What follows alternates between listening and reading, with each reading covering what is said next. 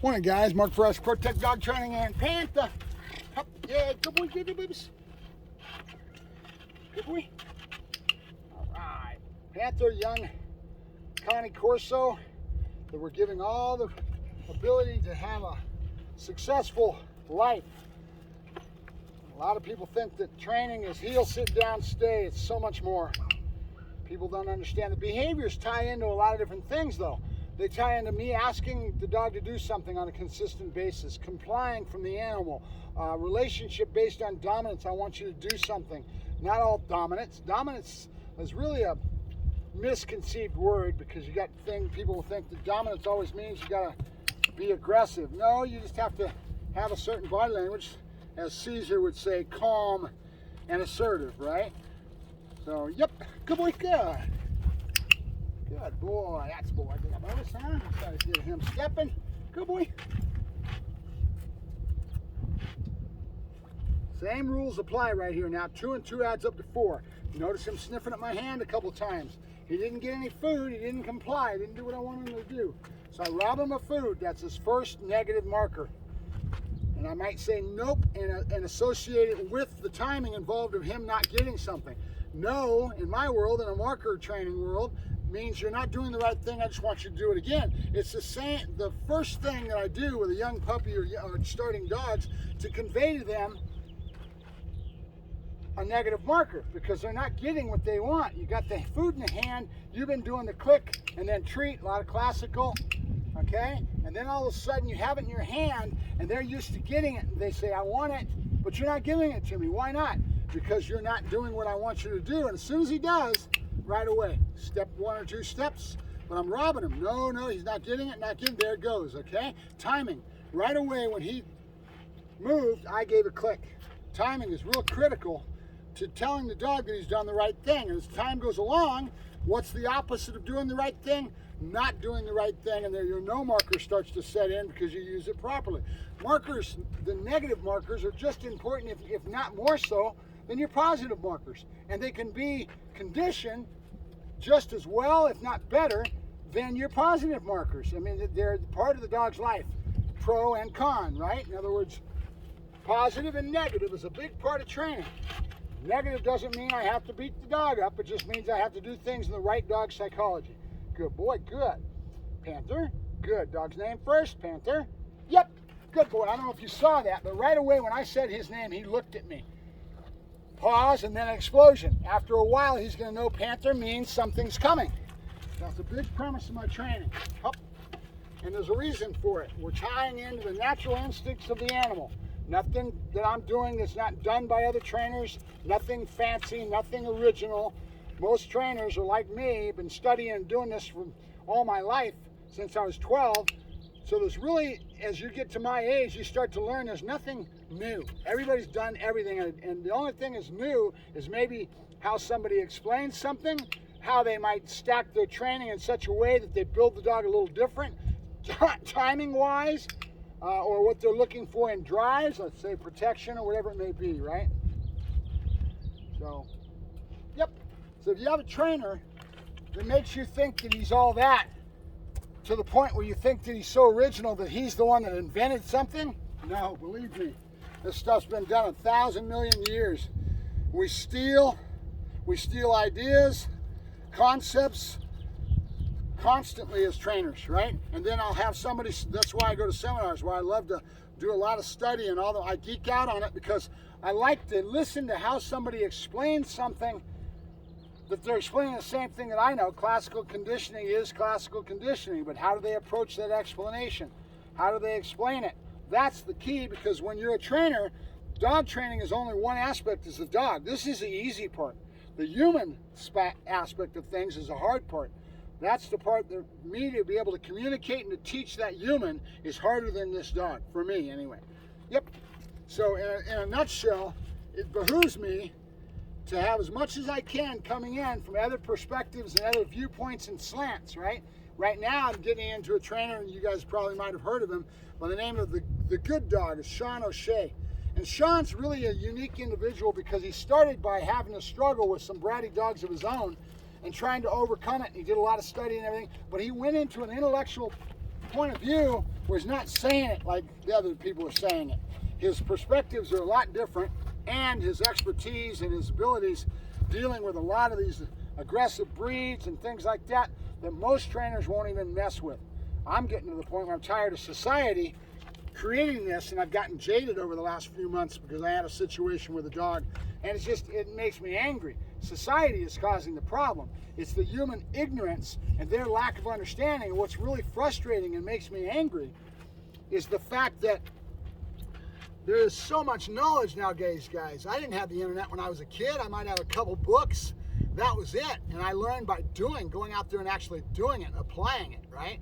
Nowadays, you've got so much knowledge and so much going on online that you can go out and learn all kinds of things and apply it and start doing what you need to do, okay?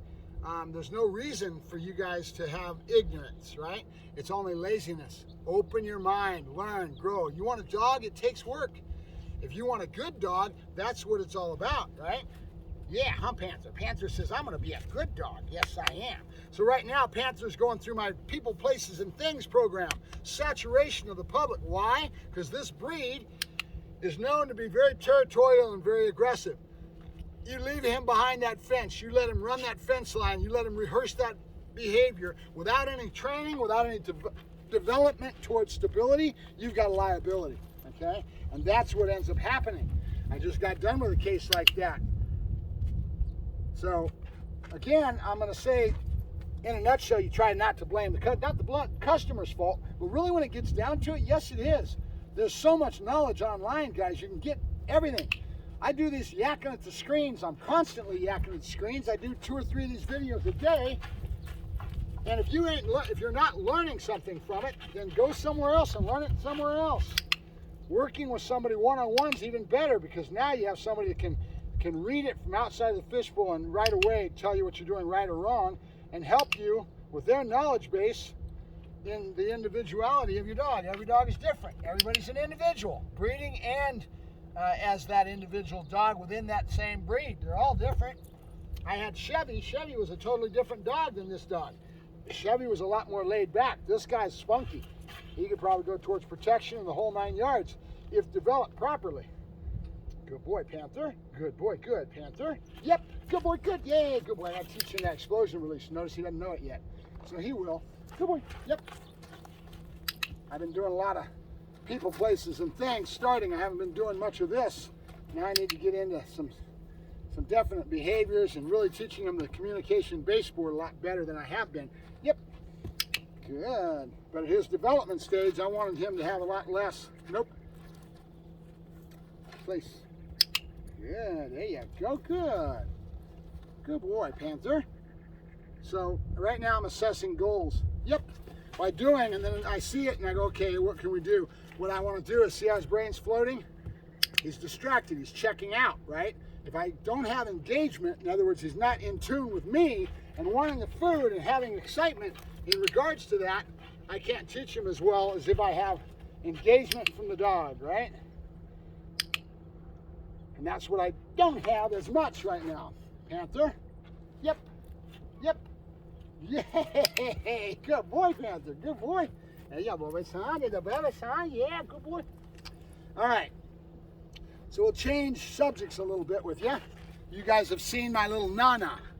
I have a whole thing in how I build a dog when they're young, and I get them high on these toys. And this is one of my favorites. I get it from Tractor Supply. It's a little canvas bone, right? This little canvas bone is a godsend. So I get the dog high on it at first, at home, a lot of playing, good boy, good, yay, good boy, and get him high on this thing, make it his, right? A lot of play, a lot of behaviors that he can get used to, jumping up, grabbing it, because I do protection, so this is all something that I want to see a dog do. You got to balance it. You can't have it go too far one way or the other. Everything's balanced, yin and yang, right? Good boy, good. I'm waiting for him to take another grab. When he does, I'm going to yank it out of his mouth. Oh, yeah, good boy. Hup, hup. Good boy, good. All right, good boy, good. All right, so now, as I get this dog high with this toy and make it his at home, now when I go out in public, I take the same thing, and when I see any nervousness, any insecurity, or even when I don't, I just make it a habit of finding a dead aisle in the store. Throw it down that dead aisle and go right into the same play that I do at home. After a while, he will consider that location as fun, and it's the same emotional states of mind happen there that happen here. Remember my premise. It's not all about heel, sit down, stand behaviors. It's about where the dog's head's at in the work and his emotional states of mind and my ability to read the animal and be able to manipulate and create drive state, right? If I have a dog, we were just talking about that with another trainer. He was talking about a dog that he had that showed a lot of drive to the point where he would not do a downstay without sitting there trembling. He was so wanting to go, right? And he says he doesn't want to make that mistake again with a new dog that he's building right now, a new puppy. So I gave him some insights privately. Not that I'm a better trainer than him, not that I know anything different than he does, but I just felt there was a good spot to chime in, get him thinking that it's not heel, sit down, stay. You got to understand that where the dog's head's at in the work is just as important, if not more important, in your overall build of the animal, right? And your ability to manipulate and be aware of and conscious of these drive states is really very, very important, right? So with the downstays or any of that stuff, a lot of times I'll have dogs, we'll go ahead and tell you I'll tell you what I told him privately, but I'll give it to you and give you this little secret. I call it 1,001 to 0. I'll get a squirrely dog that's bouncing off the walls and being stupid, and the first thing I'll do is nip him down and get him to learn to be calm in the work. How do you do that? Well, a dog doesn't understand, especially a young dog or dogs that have all kinds of little different drive states where they're excited and they're being kind of foolish and stupid, right? Now, as they get squirrely like that, I'll cause the squirreliness on purpose. I'll go, brrr, I'll bounce off the walls. The dog will go right with me, and the energy levels will go crazy, and they've already been bouncing up anyway, but I create it. And now the dog goes up, and I'll right away give the dog a little tap with a correction. Nope. I'll bring the dog down to 0, and then I'll take my whole attitude down to 0. I'll walk very calm, and my energy level goes down to a 0 state. And I start giving a little bit of that, and I praise the dog with a 0. Good boy, good, everything's calm, right? So after a while, I will cause the excitement, I'll nip the dog down, I'll go to a 0 state, and I'll work the dog in a 0 state with a nice little short little thing, and go to that emotional state of mind with the animal. And the more I do it, after a while, I won't be able to bounce off the walls because the dog won't go for it because they know right away they're going to get nipped down. They're not stupid. And right away you go, brrr, and the dog doesn't go up. It just kind of stays stable. And then I right away go to a 0 state of mind and I go to calm, and the dog will go right into that groove of calmness. So what I'm doing is I'm conditioning the dog to understand their emotional states of mind. They don't understand it in the beginning. They'll bounce off the walls forever until you show them what they're doing wrong. A yin and a yang, an opposite, right? One's excitement, boom, we nip him down, we go to a 0 state of mind, we keep him there for a little bit, and we teach the dog to go to a 0 state of mind. The more you do that, now the dog can toggle emotionally very quickly. And they do similar type of things, what they call capping. You're taking all this energy, you ask for a sit, the dog sits in a sit, good dog, and then boom, right into the toy, right? So again, the more you practice this, the more you do these sort of things, after a while the dog learns to take their emotional states of mind and understands what you're asking of it when you cue that emotional state of mind, okay? That is the key, because if I can teach a dog to go to that emotional state of mind, they will be there instead of trembling and wanting to go so dang much, right? I have to condition it though. And it takes my knowledge and understanding of it to get that to a conditioned state. But again, think about what I'm trying to tell you here. It's not about heel, sit down, stay, as much as it is understanding the whole encompassing aspect of things. Yes, we need behaviors in the sports or whatever you're working towards, scenarios that have a certain behavior we're looking for. We want the dog to go around the blind, come in and bark real heavy at the bad guy, right? How do you create more intensity on that? That's a whole thing. And then Schutzen, you can see it all the time. How do we get that dog to show all kinds of intensity in that spot, right? But think about it. That's an emotional state of mind. Instead of coming in around that blind and going, woof, woof, woof, I want the dog to go, okay, and go, rah, rah, and show some intensity in the work. How do I do that? I manipulate the dog's emotional states of mind with the tricks and things we have in our tool bag right, to create that, and then I condition it in, and after a while the dog comes around that blind, hits that blind, and goes, "Stand up, I'm going to tear you up, I'm going to eat you." Okay, that's what we want. So again, being aware and cognizant of emotional states of mind as you condition this animal is as much as important as anything else you do. It's not just about heel, sit down, stay. You see all these trainers online doing all this luring, they're doing all these behaviors, and people think that's what training is. It's the farthest from the truth. Training is actually getting the dog to be a stable, well-developed animal that I can take any place with me, and his emotional states of mind mold right into what I need. I can give my dog a downstay in the middle of a crowded mall, and there's people, thousands of them, going all over the place. My dog will stay there for a half hour, 45 minutes, even an hour, right? And the reason being is I've slowly built that dog up to have an emotional state of mind of relaxed. Just kick it, Dad's coming back. There's no nervousness, there's no anxiety, there's none of that, because I've conditioned the dog properly, but it's all about where's the dog's emotional state of mind and how I build it, right? So that was my little secret that I gave him. It's not my secret, I've told you before. This stuff, we're not reinventing the wheel, guys. This stuff is done by thousands of trainers all throughout the United States. We've all got little things and emphasis that we put into our training in the dog. Every dog is different. Some dogs will come in a certain way, other dogs will come in another way. There is no exact way of doing anything. It's always fluid. There's 1,001 ways to do things, and every dog is different. So I may need another tool, another way of doing something with a different animal that has something else, right? Panther, good boy, good. Panther, yep, good boy, good, yay, good boy, ha-ha, good boy. Trying to teach him to understand that something's coming. Dog's name first, preparatory to a command. Right now it's the explosion leash, so we'll start teaching him this. Bouncing him from that bowl to the table with a yep, okay? That'll create a different drive state within the animal. As soon as he hears yep, boom, his emotional states of mind change to a different place because I've conditioned it. All right? Good boy, good. All right, Mark Farashi, Protect Dog Training. Yakking at the screen as always with Panther, the Carne Corso. It's going to be a little badass, huh? Yeah. You're going to be a little badass. We need to work on his posture, a bunch of other little things. We'll get there. Panther, good boy, good. Panther, yep. Good boy, you got no bounce in you today. What's up with you, huh?